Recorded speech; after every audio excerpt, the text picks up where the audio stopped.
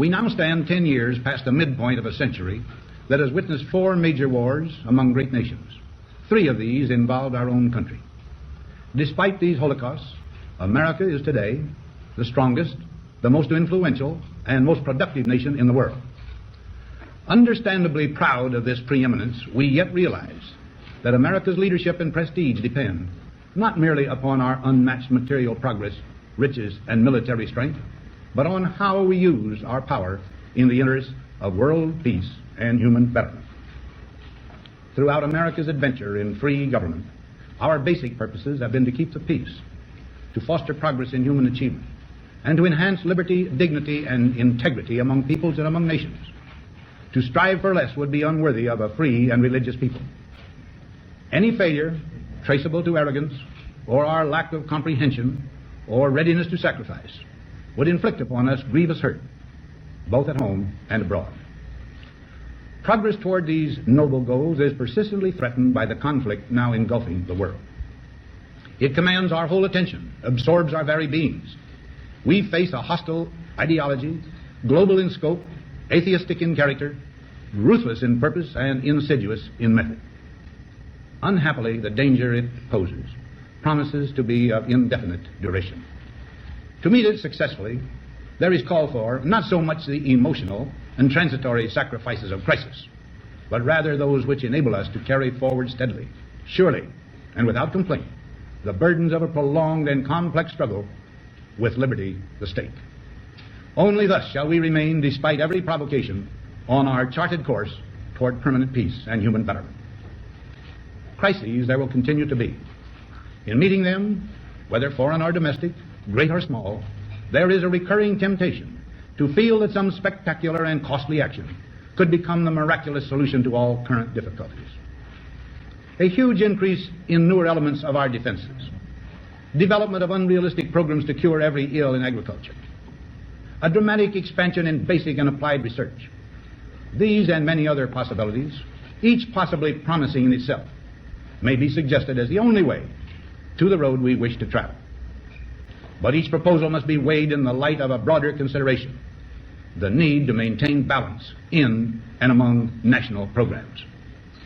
Balance between the private and the public economy. Balance between the cost and hoped for advantages. Balance between the clearly necessary and the comfortably desirable. Balance between our essential requirements as a nation and the duties imposed by the nation upon the individual. Balance between actions of the moment and the national welfare of the future. Good judgment seeks balance and progress. Lack of it eventually finds imbalance and frustration. The record of many decades stands as proof that our people and their government have, in the main, understood these truths and have responded to them well in the face of threat and stress.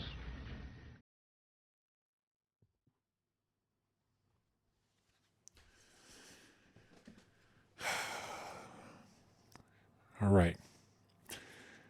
Since filming the first video on the cattle mutilation phenomenon, I couldn't help but feel that I needed to look further into this subject. Initially, it was just to verify that I wasn't divulging or entertaining nonsensical theories about the subject. Still, as I continued digging, I found myself sifting through information that I found to be so profound that it deserved a follow-up video as soon as possible.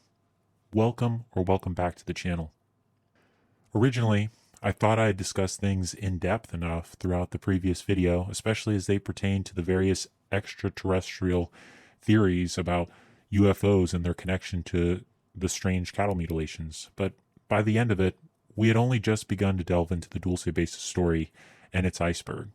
And I had simply read the abstract of the Dulce papers, allegedly written and sketched by the retired CIA pilot and ufologist John Lear. That video felt like a maze to maneuver through for so many reasons, but it doesn't hold a candle to what was gathered afterwards. The difference between what knowledge can be obtained through books versus the wild yet highly filtered landscapes of the internet is astonishing, and I highly encourage you to pick up at least one of the several books that I will mention over the course of this video to better familiarize yourself with this subject. By extension to my previous statement, I realize how difficult it would be for even a few of you new to the subject to be able to read more on the Dulce story and get a more accurate picture of everything with a much wider scope. So I've done the due diligence of reading the entirety of the Dulce Base book authored by Greg Valdez for you. Now you don't have to break the bank trying to afford the information kept between the pages of this national odyssey that tragically has had its reach stifled by outrageous price tags and scarce availability.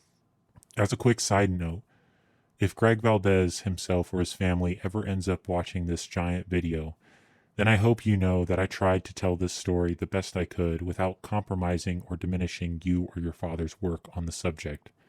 My goal in this video, and even in the video prior, has been to lay a sturdy foundation on the real UFO subject, and build on top of that through newfound evidence of information that wasn't close enough to the surface for anyone to find when the documents were initially declassified or when the book was published in 2013. Nevertheless, I just wanted to say that I greatly appreciate all of the work that you and your father did for decades in New Mexico, tirelessly trying to get to the bottom of everything. And I just wish that your investigative efforts were still affordable to the average consumer today. This video, by stark contrast to my previous take on this whole story, will primarily analyze the human side of everything and place the most powerful entities on the globe at its center. Lions roam in the shadows of this territory, ladies and gentlemen, and entering this arena is no laughing matter for anyone to discuss. Just like the mountain lions that secretly prowl the landscapes of North America, the men and women associated with the countless clandestine government projects globally will do whatever's necessary to keep their intelligence intact and keep control over what they have, even if it means, unfortunately, taking life or driving others mad for encroaching down roads they shouldn't. Unlike the previous video, this video's purpose is to finally place names, intentions, and explanations to this whole mess, and begin to peel back the seemingly countless layers of densely packed stories of disinformation designed to lead most astray when they become interested in fringe, yet very real topics. This is not to say that the alien stories or the extraterrestrial theories that I presented before aren't still plausible, or suggest that people lied to tell a wild tale, but they are not the full story, or even close to it. Yet, before we continue, I would like you to please note that all concepts discussed herein are derived from open source, declassified, or FOIA accessible materials, including published propulsion patents, NASA-sponsored field research, and documented test site observations. No classified data was accessed or referenced in the development of this work. All right. I think it's time to stop calling some of these UFOs or UAPs by those mysterious terms and begin calling them by their appropriate experimental, aeronautical, and astronautical names. Furthermore, if we are now switching gears to discuss top secret aircraft, spacecraft, and other covert lasers as well as nuclear-related operations, then in that case, there's got to be somewhere to store, maintain, and reproduce everything, right? Well, why not in a military base or laboratory that's deep underground? Is the underground base and city infrastructure and transportation system that's been built. And I'm sorry? yes, so we have built an extraordinary number of underground bases and supposedly transportation systems. Some of these are some of these are documented as part of the national security infrastructure. I think there are many more. So In the United States? in the United States and all over the world. One of the most significant differences, critical for moving from polarization to productivity, is that the Wikipedians who write these articles aren't actually focused on finding the truth. They're working for something that's a little bit more attainable, which is the best of what we can know right now. And after 7 years there, I actually believe that they're onto something. That for our most tricky disagreements, seeking the truth and seeking to convince others of the truth isn't necessarily the best place to start. In fact, I think our reverence for the truth might have become a bit of a distraction that is preventing us from finding consensus and getting important things done. Now, none of that's to say that the truth isn't important. The truth obviously exists. It's at the core, or the search for the truth is at the core of some of our greatest human achievements. It can animate and inspire us to do, learn, and create great things.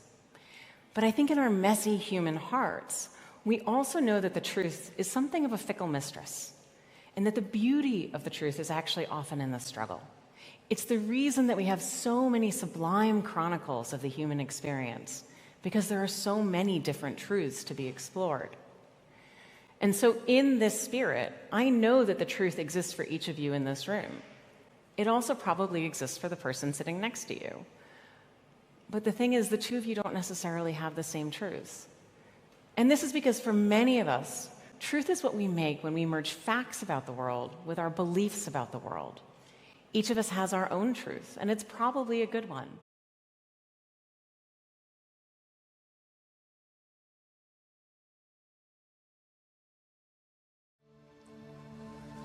Then what can I say? How can I disprove lies that are stamped with an official seal? That will be all, Mr. Mulder.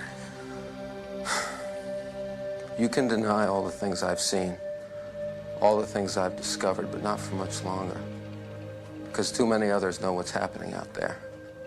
And no one, no government agency has jurisdiction over the truth. For those unaware, the subject of extraterrestrials and UFOs gained traction in the US during the 1940s. By extension, it wasn't until the 1980s rolled around that the entire topic would be taken more seriously by Americans elected into government office, as well as by private citizens in the public sphere. It was also around this era that the whole topic started to be dramatized within Hollywood films. Unsurprisingly, though, during this increase in popularity of UFO sightings and discussions, there had also come an introductory presence during the 1970s and soon a radical increase in cases of bizarre livestock mutilations across the nation during the 80s. Over time, this issue had eventually escalated to over 10,000 reported strange mutilations throughout the country by the end of the 1980s and into the 1990s. There are many people to mention for popularizing UFOs, extraterrestrials, and the mutilations during that time. However, there was practically one man who was at the forefront of it all as a private US citizen. His actions alone had caused major waves within multiple power structures that would send entities like the Central Intelligence Agency, the Los Alamos National Laboratories, the Sandia National Laboratories, the Air Force Special Weapons Lab, as well as Office of Special Investigations, and the National Security Agency, into a frenzy. Men across agencies and military branches were working around the clock on a plethora of methods to cover up the mess that was made and ensure that no further information leaked out. This man publicly shared an abundance of classified information that was as eye-catching as something like the mutilations themselves could only rival. That man was none other than Paul Bennewitz. To give a brief history of who Paul Bennewitz was, he was a pilot, an inventor, an amateur physicist with a master's degree in electronics, a military subcontractor, a UFO investigator in his later years of life, and the owner of a company called Thunder Scientific Corporation. What's more is that Paul had lived with his wife right next to Kirtland Air Force Base in the outskirts of Albuquerque, New Mexico. Honestly, it seemed that Paul had everything he ever dreamed of with easy access to the Air Force to support his rapidly growing business. It was only after learning of Paul's tragic story that I realized I needed to make another video about this. You see, towards the end of the previous video, I had discussed figures like Phil Schneider and Thomas Costello, thinking that I had cracked the livestock mutilation story wide open. It's funny now thinking back on it. I realized that to understand the truth, I would have to look more thoroughly into others who were more deeply involved and directly tied to the Dulce Base story, such as New Mexico State Police investigator and highway patrolman Greg Valdez, or Dulce resident Edmund Gomez. In the previous video, I also didn't speak on government or military personnel such as Colonel Ernest Edwards, Special Agent Richard Doty, Senator Pietro Pete Domenici, Senator Harrison Schmidt, William Redding, Liek Mirabeau, Dr. Clarence Lushbaugh, Robert Bigelow, and other people within a secret disinformation group called the Aviary fit into this gargantuan picture, because they all do in major ways, along with many other individuals that I will mention later and discuss further. For now, though, I'll do my best to consolidate everything and keep things as concise as possible as we move through the story and stack elements to it. I'll outline plenty of other related information from numerous sources as the video evolves down the line to orchestrate a more concise framework for you on the bigger picture. Things will likely become very confusing as the conversation exponentially expands in its scope. So I encourage everyone after watching this video in its entirety to do more of their own research into this entire story. Sooner than later, you'll come to realize too that everything is seemingly intertwined with each other, and that interconnected web of rational global conspiracies extends well beyond the topic of cattle mutilations or secret government projects protecting exotic experimental craft. As I mentioned just moments ago, Paul Benowitz had many accolades that led him to the position that he was in during the 70s and 80s, and he basically set himself up for retirement, especially when considering how close he was to the base. It made business deals with the Navy, NASA, and even the Air Force a breeze by comparison to living far out in the middle of nowhere with a small business in this particular industry. I think it's safe to suggest that Paul was content with this cozy yet patriotic lifestyle. It was purported by authors like Greg Bishop that Paul and his wife had developed a seemingly innocuous habit of sitting out on their porch to watch the night sky. I'd assume that it was originally just to enjoy the beauties of our world's nightlife. Little did Paul know that this ritual between the both of them would be the catalyst that would spark a massive chain reaction and domino effect that would eventually lead to his complete mental breakdown and hospitalization from exhaustion, along with his eventual death on June 23rd of 2003. In the end, although Paul wanted nothing more than to be friends with the government and Air Force, the various military branches and three-letter agencies would have other, more nefarious plans for what to do with Paul. In other words, what could have been a strong military asset in Paul Benowitz was forcibly turned into a paranoid and psychologically broken individual who felt like the intelligence community and military had robbed him of his sanity, dignity, intellect, and public reputation. Perhaps one day we'll at least hear a simple acknowledgement from someone in the intelligence community or military and have them openly state that what was done to Paul was a mistake, a miscalculation, an error that won't be replicated with others who become deeply absorbed in the topic. Paul Benowitz didn't spiral because he was weak. He spiraled because he was fed the spiral. As we carefully weave through this long story, you will come to find out that what was done to him was nothing short of psychological warfare. And for what? Paul Benowitz was a patriot, and I don't think it's difficult to imagine a scenario where Paul would have kept his mouth shut and his camera off, especially if he had been simply told that the lights and craft that he was witnessing were actually military experiments and classified projects that pushed beyond conventional technologies. Bill Moore, one of the men associated and used in this story, had been directly tied to Paul's mental decline. Yet he didn't even receive the promises he was given of unfiltered classified UFO information in exchange for messing with Paul. Everyone just seemed to fit into their respective roles on the chessboard, being moved around as pawns and spied on either knowingly or unknowingly. Nevertheless, they told us to follow the yellow brick road, not paved in gold, but in symbols, contradictions, omissions, documents, half declassified, testimonies half believed. It's the path every seeker walks, from broken ranch fences and trees to scorched cattle fields in Dulce, to glittering black triangles that hum above the desert. Like Dorothy, we're pulled into the storm by forces beyond our control, forces that tear away what we thought was real and drop us into a world full of impossible shapes, misplaced memories, and secrets buried in tunnels most people never knew existed.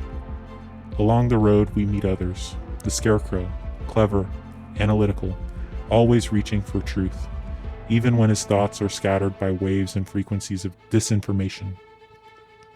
He's the investigator, the one who bore witness from afar, yet couldn't make heads or tails of what was being observed. The Tin Man, heart wrapped in metal, trained to feel nothing, but burdened by empathy nonetheless. He is the politician in the know, the contractor tinkering away in hangars, the agent cloaked in the shadows, and the scientist confined by NDAs. The cowardly lion, brave only when it matters most, trembling on the outside but willing to face monsters no one else will name. He is the survivor, the whistleblower even. And Dorothy? Dorothy is us, the audience, the citizens, the ant in the ant pile who dares to ask, what really is behind the curtain? But Dorothy wasn't just fiction. Dorothy was Greg Valdez, walking into pastures that no one else wanted to touch. Dorothy was Paul Benowitz, chasing signals until they nearly broke him, and they did. Dorothy was Edmund Gomez, connecting ranch land lost to strange networks that stretched far beyond economics. All of them followed the road, even when it didn't lead back home. Because the Emerald City in this story is real.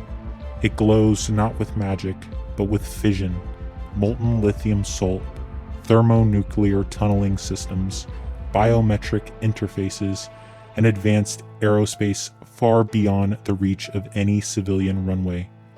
And the wizard? He isn't a fraud. He's classified. Our journey isn't toward belief. It's toward pattern recognition. It's not about aliens or answers. It's about what happens when infrastructure, deception, and technology converge quietly underground. Some roads were never meant to be walked. We're walking them anyway. Welcome to the Yellow Brick Road.